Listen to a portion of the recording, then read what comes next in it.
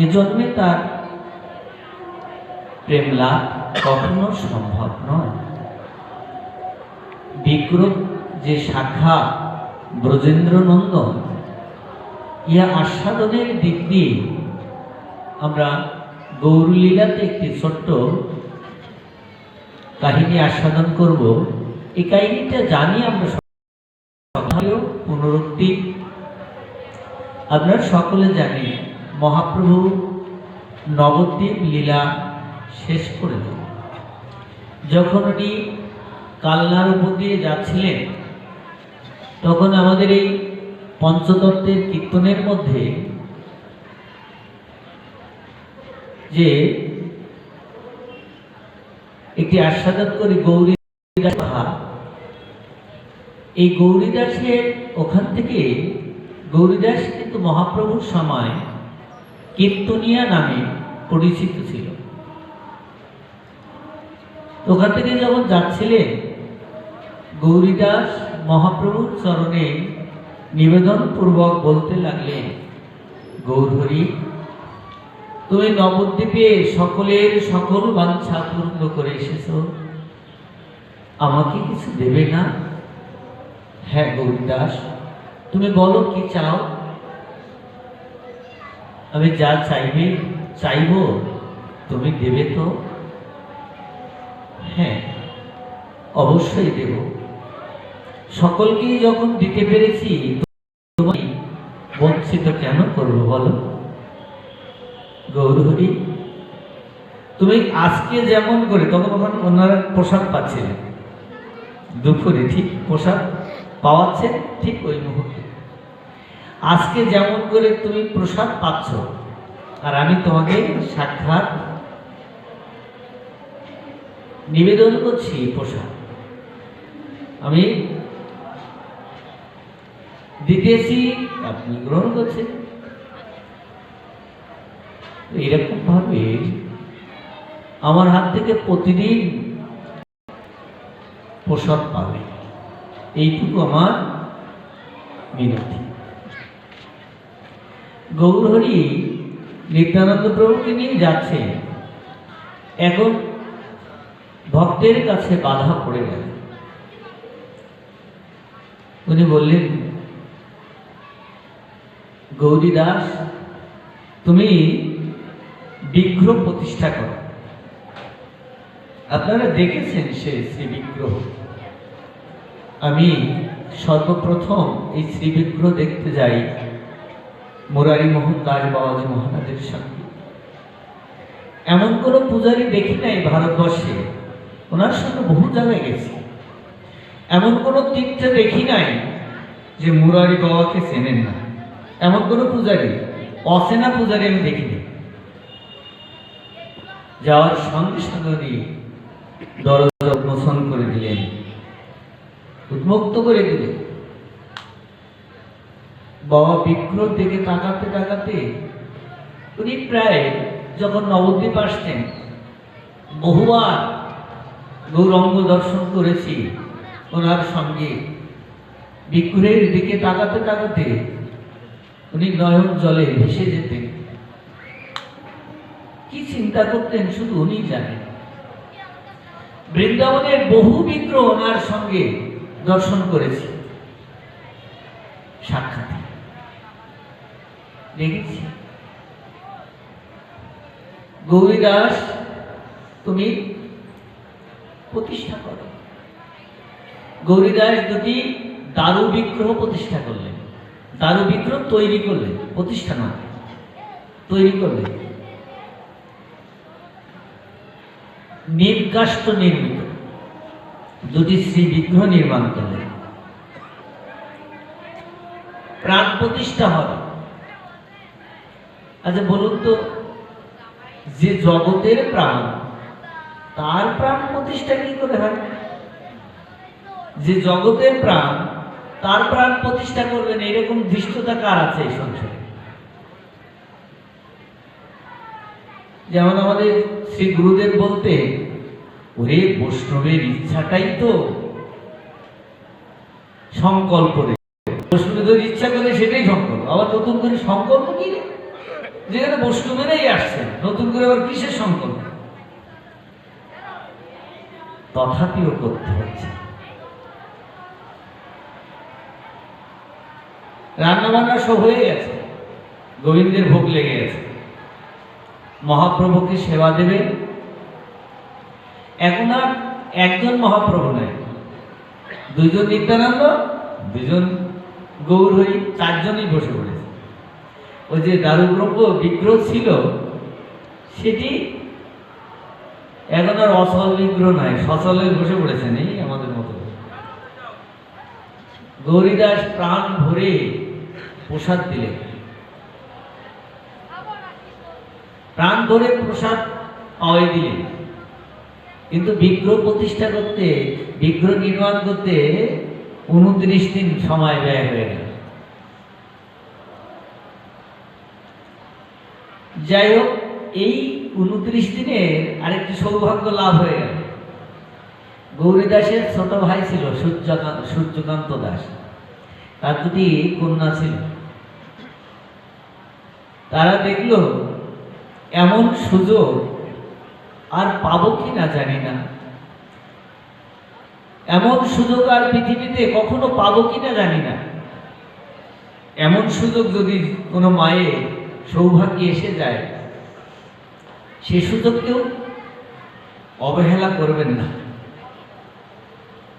এই দুই বোন কিন্তু অবহেলা করে নাই। প্রতিরূপে না পেলেও জগৎপতিকে তো পেয়েছেন। এই 29 দিন তারা সেবা করেছে। প্রাণ প্রতিষ্ঠা হয়ে গেলে সে দেখি দুজন নিতাই, দুজন গৌর বসে প্রসাদ পাচ্ছেন, মানে বসে পড়েছেন প্রসাদ পাওয়ার জন্য। গরুদের দাও, খুব ক্ষুধার্ত। আচ্ছা, এ চাইছেন কেন গো? এখন আমার মা রান্না করছে,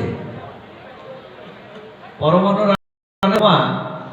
আমার বাড়ির ছোট ভাইটাকে বলতে হবে, আমার এই খোকা পায়েস খেয়ে যা, পরমান্ন খেয়ে যা, ডাকতে হবে কি? ডাকতে হবে কি মামা? কেউ উত্তর দেয় ডাকতে হবে না। কেন বলেন তো? কারণ কি?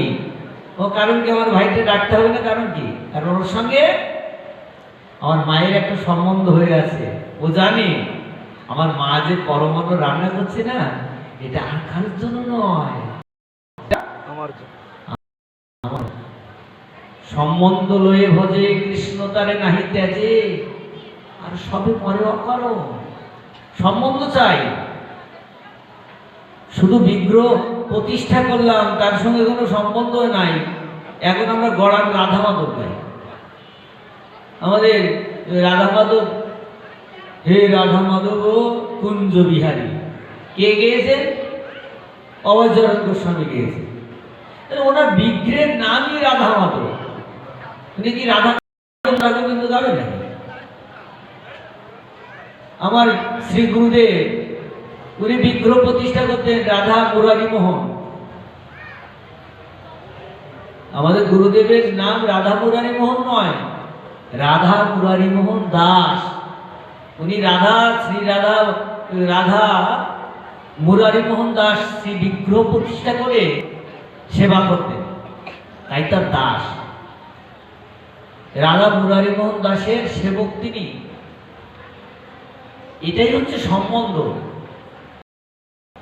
এই মন্দিরের বিগ্রহের নাম কি আপনারা সামনে দেখতে পাচ্ছেন? রাধা গোবিন্দ। আমার বাবা কি রাধা মাধব করে ডাক দেবেন নাকি? ওনার ছেলের নাম কৃষ্ণ, উনি কি গোবিন্দ গোবিন্দ বলে ডাক দেবেন? এইগুলো হচ্ছে সম্বন্ধ। আপনার ছেলের সঙ্গে আপনার কি নামে সম্বন্ধ আছে, সম্বন্ধটা স্থির করতে হবে। বসে পড়েছেন 3-4 জন, উনি প্রাণ ভরে সেবা দিলেন। সেবা করার পরে নিত্যানন্দ বলছেন, কি গৌরী চিন্তা করছো কেন? তোমার যে 2 জন পছন্দ সেই 2 জন নিয়ে নাও, আমাদের তো সময় নাই, চলে যেতে হবে, অনেক কাজ পিছনে পড়ে আছে। ডেকে নাও, যে 2 জনকে ভালো লাগে সেই 2 জনকে নিয়ে নাও। যে দুইজন বেশি বেশি কথা বলছেন ভাবলে এই দুইজন মনে হয়, এই দুইজন অরিজিনাল দুইজন। আর যে দুইজন তৈরি করেছে কিছুক্ষণ আগে, এই যে দুইজন একটু কম কথা বলছেন এই দুইজন মানে সেই দুইজন। যাই হোক, উনি হাত ধরে ওই দুইজনকে রেখে দিলেন। এই যে সাক্ষাৎ কথা বলছেন তাকে বাদ দিয়ে কি আরেকজনকে রাখবেন, রেখে দিয়েছে। একবার মন্দিরের ভিতরে নিয়ে বসে রেখেছেন, বসো, আমি যখন দেবো তখন খাবে, আমি যখন উঠতে বলবো তখন উঠবে। ওই শুধু গৌরীদাসের কথা নয়, আপনি দেখবেন আপনার ওই ত্রিভঙ্গ মুরারি যেভাবে দাঁড় করে রাখবেন ওইখানে দাঁড়িয়ে থাকবে। আপনি কম্বল গায়ে দিয়ে দিলে তাই সে গায়ে দেবে, শীতে দাঁড় করে রাখলে দাঁড় হয়ে থাকবে। সেই মা দেখতে পায় যে আমার গোপালের ঠান্ডা লাগছে। কোন মা? আমাদের কেশিঘাটের উপরে দেখবেন পিসিমার নিত্যানন্দ নিতাই গৌর। পিসিমার নিতাই গৌর দেখেছেন বৃন্দাবনে? পিসিমার নিতাই গৌর। পিসিমার জীবনে কখনো কোনো আত্মীয়র বাড়ি যায়নি, কিন্তু তার ভাইয়ের মেয়ে আজকে ধরেছে, পিসিমা আমার ছেলের বাড়ি তোমার যেতেই হবে। যাওয়ার সময় ওনার ভাইয়ের বউকে বলছেন যে বউ, আমার নিতাইকে যেন ঠান্ডা না লাগে, সন্ধ্যার পরে না একটু গায়েটা কম্বল দিয়ে দিস। পিসিমার সমস্ত রাত ঘুমাতে পারে নাই। কেন? নিতাইয়ের যে ঠান্ডা লেগেছে পিসিমা বুঝতে পেরেছেন ওখান থেকে। পিসিমা ভোরবেলা চলে এসছে। পিসিমা যখন ভোরে চলে এসছে, এসে দেখে কি ওই বিগ্রহের নাক দিয়ে সর্দি হচ্ছে। আচ্ছা, পাথরের বিগ্রহের নাক দিয়ে সর্দি ধরে নাকি? পিসিমার শ্রী বিগ্রহ। ওরে বউ, তুই করেছিস কি আমার নিতাইকে? একটু কম্বল পরে দিস নাই? সকালে সবাই উঠে দেখে অবাক। তারা তো পাথর মনে করে কিছু ভাবে নাই, কিন্তু সকালে দেখলো এ তো তা নয়। দুইজনকে ঘরে নিয়ে রাখলেন, মন্দিরে বসে রাখলেন, আর দুজন গৌরীদাস ভাবলো আরে আমি ঠকে গেলাম না, দুইজন তো হেঁটে চলেই গেল, বেশ আমার দিকে একটু তাকালো না, দেখি তো ঠিক আছে কিনা, আমার খাওয়াটা ঠিক আছে কিনা দেখি তো। উনি মন্দিরে ভিতরে ঢুকে এবার হাত দিচ্ছে না, আরে সে হাতটা তো আর সেই আগের মতো নরম নাই, তাহলে তো আমি ঠকে গেছি। আবার ছুটতে ছুটতে যে ধরেছেন দুইজনকে। আরে এইভাবে আমাকে বঞ্চিত করে প্রভু তুমি চলে যাচ্ছ? হ্যাঁ, এ কি তোমাদের মহিমা? তুমি ফিরে সে কি থেকে গেলাম তোমার মানে? না না না, এরকম ভাবে আমাকে বঞ্চিত করে প্রভু তুমি যেও না, চলো। ও দুজন দেখলাম তো তোমরা চলে আসে সঙ্গে সঙ্গে শক্ত হয়ে গেছে। সেই আগে তোমার ওদের মতো এরকম রক্ত মাংসের শরীর নাই। আমাদের খালি খালি দিস না রে, ওরা না আমরা না, তুমি প্রভু তুমি চলো, নিয়ে চলে। ও আঙ্গিনাতে আসতে আসতে ওই দুজন ঘর থেকে বেরিয়ে এলো মন্দির থেকে। গৌরীদাস, তাহলে আমরা দুজন আসি। ওই দুজন তোমার প্রিয় হলো, ওই দুজনকে রাখবো, আমরা দুজন আসি। জানেন এই হচ্ছে এখন জগতে কেউ বুঝতে পারে নাই গৌরীদাসের মন্দিরে কোন দুজন থেকে গেল, সে আদি দুজন না মানে সেই দারু ব্রহ্ম, সেই দারু বিগ্রহ, সেই দুজন। কোন দুইজন তো এখানে রয়েছে সে গৌরীদাসও জানে না, জগতে কেউ জানে না। ওটা উল্টে গেল,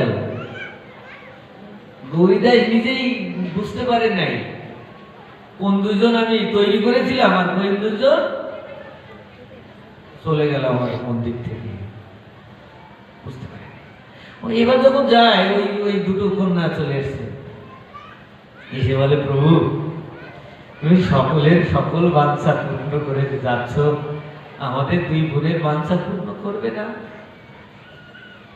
হ্যাঁ বলো, কি চাও বলো।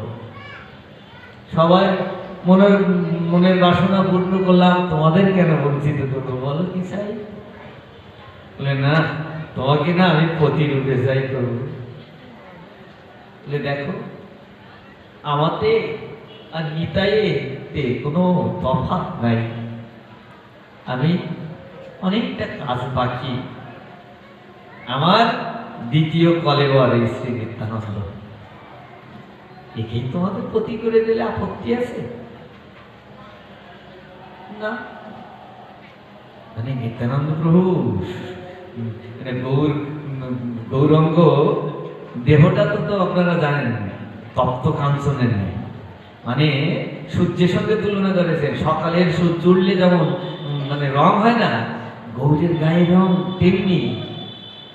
আমাদের নিত্যানন্দ কম নয়, দ্বিতীয় কলেবর এরকম সে তপ্ত কাঞ্চনের নেয়, সেরকম তার মতো পতি পেয়ে কে বঞ্চিত থাকো। মা নিত্যানন্দ তো কে তো দিয়ে দেওয়ার সংকল্প করলেন। সূর্যকান্ত এসে বলে, ইরে জামাই পছন্দ করলেই হবে নাকি?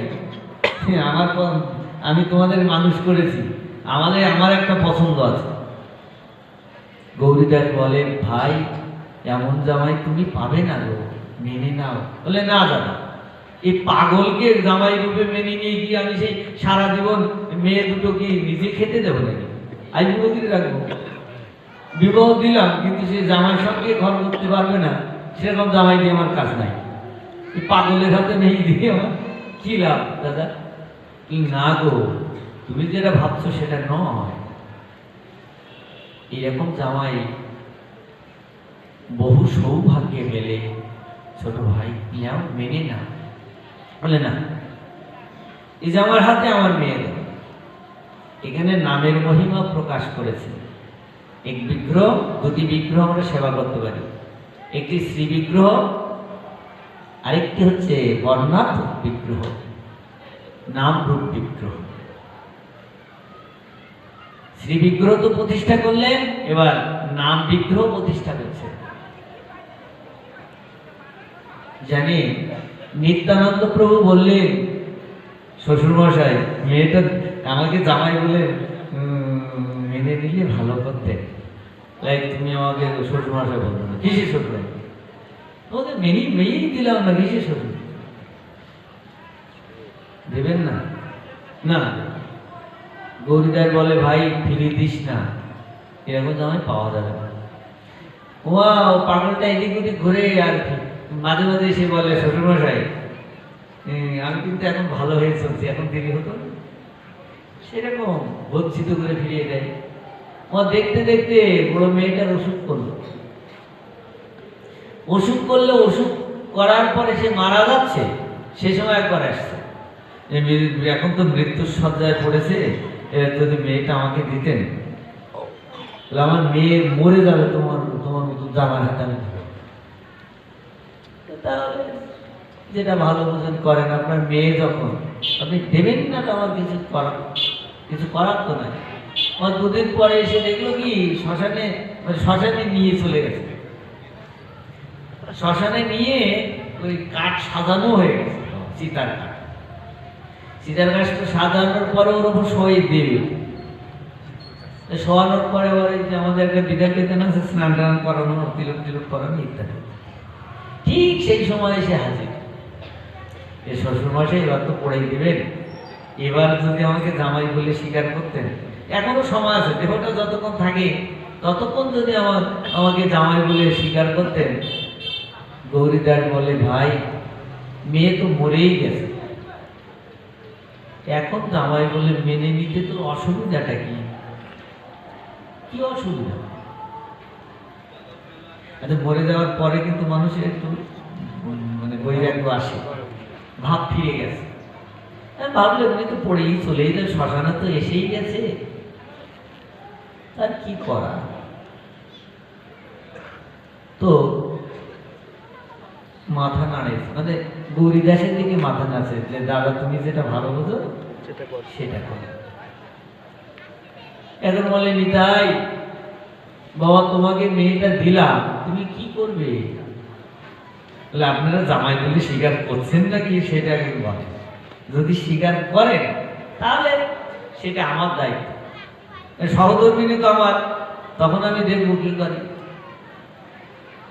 গৌরীদাস মানে সূর্যকান্ত দাস মাথা নাড়ালেন, গৌরীদাস মানে সমর্পণ করেই দিলেন। সমর্পণ করে দিলে উনি কানের কাছে যে মহামন্ত্র উচ্চারণ করে দিলেন,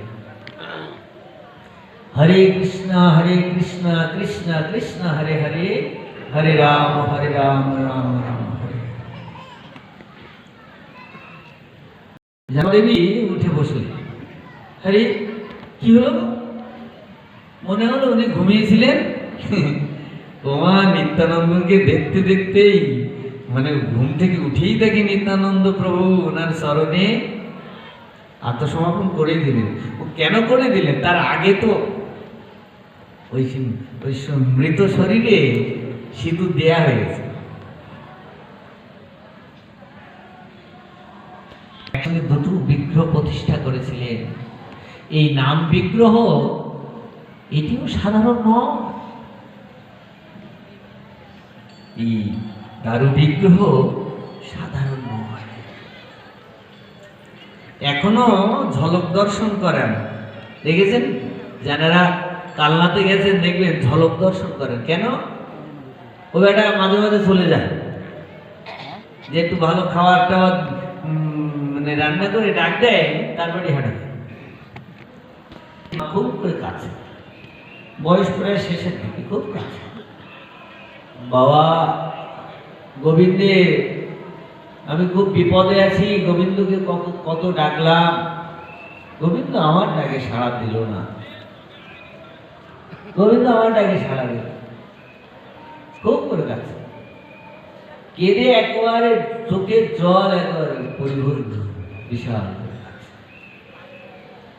তো কান্না টান্না শেষ হওয়ার পরে আমি বলছি মা অনেক তো কানলেন, আপনার কান্নাটাও দেখলাম, করুণা হওয়া উচিত গোবিন্দ, কিন্তু করুণা হলো না। এর পিছনের কারণটি কি জানে? কারণটা কি? বলে কারণটা হচ্ছে এই, খালি গেলে যদি কেউ কান্নাকাটি করে মাঠে দাঁড়িয়ে, সে কান্না কারোর কানে পৌঁছায় নি, কারো কানে তো পৌঁছায় না। যদি আপনার ছেলে হতো, আমাদের বাবা হতো, মানে আপনার স্বামী হতো, বা আপনার কন্যা হতো, দাস সখা পিতামাতা কান্তাগুণ লইয়া সম্বন্ধ করে, সম্বন্ধের কথা বলছেন, দাস সখা বন্ধু পিতামাতা বা আমার স্বামী, ভাবতে পারি গোবিন্দকে। এই সম্বন্ধ যদি কেউ আমরা করতে পারি, এখন আমার বাবা আসছেন সামনে, আমার মা যদি শুধু ইঙ্গিত করেন, ডাকতে হবে, আঙুল দিয়ে ইশারা করছেন, মানে আমার বাবা বুঝে ফেলবে, তাহলে বাড়ি যাওয়ার জন্য ইশারা করছেন, কাজ গভীর হয়ে যাচ্ছে, তো ডাকা লাগে না, শুধু একটু আঙুল নাড়েছে, আঙুলের এত। কিন্তু সবার দিকে আঙুল নাড়াবে কিন্তু আমার মা কেউ, কেন? কারণ সম্বন্ধটা আমার অসীম বাবার সঙ্গে, তাই আঙুলের ইঙ্গিতে আমার বাবা ওঠা বসা করছে, কিন্তু আর কারোর সঙ্গে ওঠা বসা করেন না। সম্বন্ধের কথা একটা ছোট্ট কথা বলি শোনে, রামলীলাতে একটু আমরা একটু আস্বাদন করি। সম্বন্ধে একটি ছোট্ট কাহিনী বলি, মানে আপনার বিরক্তি লাগছে না তো? কেন বলছি, কেন মানে অপেক্ষা করছি তার একজনের জন্য, এই জন্য মাঝখানে আমি শুধু আর আপনাদের সময় নষ্ট করছি। রামলীলাতে একটা ছোট্ট ঘটনা দেখবেন। সে ঘটনাটা কি? এই ঘাট পারাবারের ঘর, মাধবে ঘাটে গেছে, যে মাধব মাধব বলে হাত চিৎকার করছে, ও মাধব মাধব আমাকে একটু পার করে দাও না ভাই। মানে মাধব ওই অদূরে দেখা যাচ্ছে, মানে রামচন্দ্র দেখে কিন্তু ডাক দিচ্ছে। মাধব কোনো কথাটা তো আছে, অন্যদিক ফিরে খুব করে বসে আছে।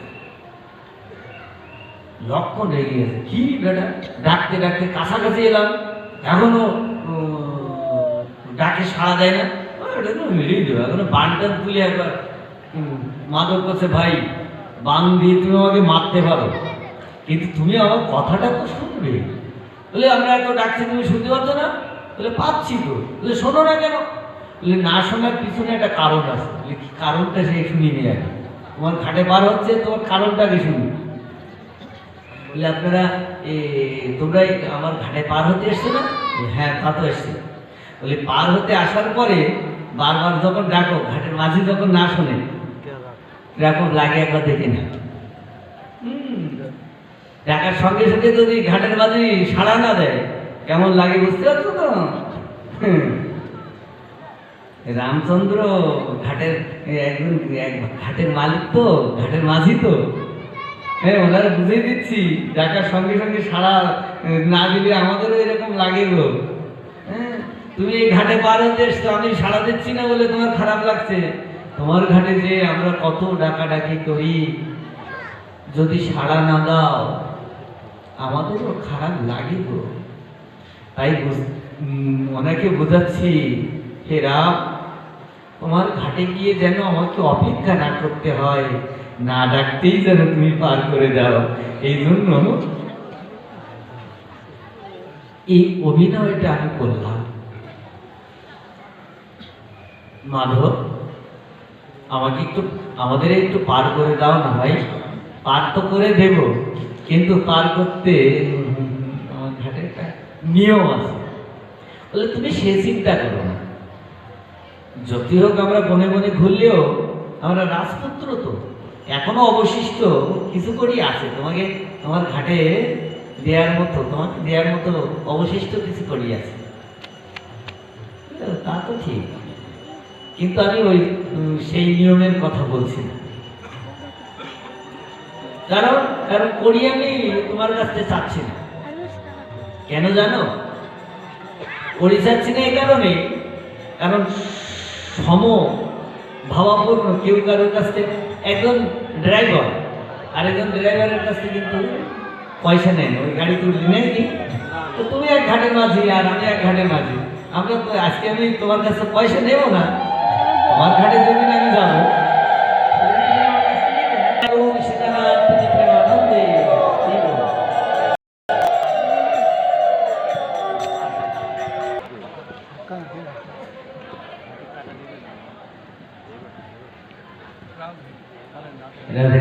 ঘাটের অনেক, আমি সংক্ষিপ্ত ছেড়ে দিচ্ছি।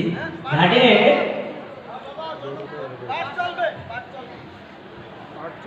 ওখানে প্রশ্ন করলেন, রামচন্দ্র খণ্ডন করছে প্রশ্ন। প্রথম প্রশ্ন কি, যে রাম, তুমি তোমার নৌকাতে উঠবে, তোমার এই শ্রীচরণের অনেক মহিমা আমি শুনেছি, তুমি আস্তে আস্তে একটি পাথরকেও মানবী করে দিয়েছে।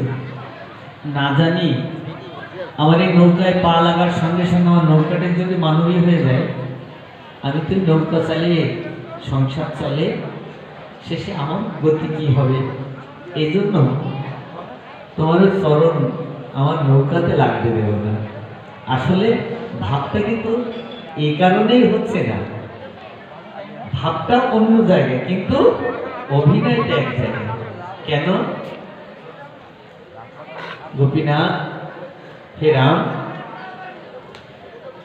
আমার নৌকাতে ওঠার আগে তোমার চরণ দুটো এখন বিধান হচ্ছে, তাহলে এখন উপায়, একটা উপায় আছে, নৌকাতে তোলার একটি, কিন্তু ওই যে জল সেচের কি বলে, ওইটাই করে জল নিয়ে এসছে, এনে চরণ ধৌত করছে। চরণ ধৌত করছেন বটে, কিন্তু আজকে মানে পরিস্থিতিটা একটু অন্যরকম হয়ে গেছে। এখন রামচন্দ্র পার হয়ে যাওয়ার সময় মাধবকে কিছু করিয়ে দিচ্ছে। মাধব রামচন্দ্রকে বললেন, রাম, আজকে সমকক্ষ যারা, আমি শুনেছি রাম তুমি একটি ঘাটের মাঝি, আজকে আমি তোমাকে পার করে দেই, সেদিন তোমার ঘাটে গেলে তুমি আমাকে পার করে দিও। বলে, দেখো মাধব, তোমার ঘাটের যেমন একটি নিয়ম আছে, আমার ঘাটেরও কিন্তু একটা নিয়ম আছে। আমার ঘাটের নিয়ম কি জানো? আজকে যেমন তোমার ঘাটে এসে আমি কতবার মাধব মাধব বলে হাঁক দিচ্ছি, মাধব মাধব বলে ডাক দিলাম, সেদিন তুমি আমার ঘাটে গিয়ে আমাকে রাম রাম বলে দেখো, আমি অবশ্যই তোমাকে পার করে দেব। সেদিন মাধব বললেন, রাম, হলো না, এটি হলো না। কেন জানো? আমি তুমি আমার ঘাটে পার হতে এসছো, দেখো তোমার সঙ্গে তোমার প্রিয় ভ্রাতা লক্ষণজি আছে, আমার সহধর্মিণী সীতা দেবী আছে, কিন্তু আমি যেদিন তোমার ঘাটে যাব রাম, সেদিন তোমার সঙ্গে এই আপনজনেরা কেউ থাকবে না, এমনকি আমার এই শরীরটাও না। সেদিন আমি তোমাকে কি করে ডাকবো রাম? আমি অসময় হয়ে গেলে তোমাকে তো ডাকার সৌভাগ্য লাভ করতে পারবো না, সেদিন ক্ষমতা হারিয়ে গেল, শরীর না থাকলে কি করে ডাকি? আমিও জানি, এটি হচ্ছে সেই সম্বন্ধের কথা, আমিও জানি মাধব, তাই তোমাকে একটি পরামর্শ দিচ্ছি, শোনো মাধব, সেদিন আমাকে তুমি ডাকতে পারবে না, এটি আমিও জানি, তাই তোমাকে পরামর্শ দিচ্ছি, শোনো, তুমি আজকে, সেদিন তোমার অসময় হলে আজকে তো সময় আছে, তাই বলছি আজকে সময় থাকতে থাকতে তুমি আমাকে ডেকে নাও। যে সময় থাকতে থাকতে আমাকে ডেকে নেয়, আমিও তাকে সময় থাকতে থাকতে তার আপন হয়ে যাই। যে সময় থাকতে থাকতে আপন হয়ে যায়, আচ্ছা অসময় না ডাকলে, অসময় হয়ে গেলে তার কি ডাকা লাগবে? নবদ্বীপের কথা বলতে গিয়ে একটি কথা মনে পড়ে। ভক্তবাঞ্ছা যজ্ঞে ওইখানে গঙ্গাদাস নাম করে এক ভদ্রলোক ছিলেন। কোনো এক সময় বিপদে পড়েছিলেন, একটা বিশাল কাহিনী, ওদিকে আমরা যাব না। কোনো এক সময় বিপদে পড়েছিলেন, ওনার গঙ্গায় বিসর্জন দিতে গিয়েছিলেন দুই স্বামী স্ত্রী দুইজন তার নিজের শরীরটি। ওই সময় এক মাঝি যাচ্ছিলেন গঙ্গা দিয়ে, উনি পার করে দিলেন। যখন গঙ্গার পার করে দিলেন, তখন মহাপ্রভু এখনো প্রকার লীলায় আসেন নাই, অনেক আগে। কিন্তু মহাপ্রভু যেদিন নবদ্বীপে ভক্তবাঞ্ছা যজ্ঞ করছিলেন, ওই সময় গঙ্গাদাস ওখানে ছিলেন। গঙ্গাদাসকে ডাকলেন, গঙ্গাদাস তুমি কিছু নেবে না, চাইবে না? তখন গঙ্গাদাস অনেক বয়স। উনি বললেন, প্রভু তুমি ব্রাহ্মণ হয়ে সেদিন তোমাকে আমি গঙ্গার ঘাট পার করে দিলাম, তুমি আমার সঙ্গে কথা দিয়েছিলে তুমি ফিরে এসে আমার পয়সাটা দেবে, পারের পয়সাটা দেবে। তুমি ব্রাহ্মণ হয়ে এরকম কথা করলে, আমার পয়সাটা দিলে না। গঙ্গাদাস তাকিয়ে দেখে, সেদিন যে গঙ্গা পার করে দিয়েছিলেন যে মাঝিটি, সেই মাঝিটি ওই শ্রীবাসের ঘরটার উপরে বসে আছে। মহাপ্রভু নাই। গৌরীদাস শ্রী বিষ্ণু গঙ্গাদাস গিয়ে মহাপ্রভুর চরণে শরণ নিয়ে বলেছিলেন, প্রভু আমি বুঝতে পারি নাই যে ওই ঝড় বৃষ্টির মধ্য দিয়ে এই ঘোর বিপদের মধ্যে তুমি আমাকে গঙ্গার ঘাট পার করে দেবে, গঙ্গা পার করে দেবে। সেদিন আমার কাছে পয়সা ছিল না বটে, কিন্তু আজকে তো পয়সা আছে।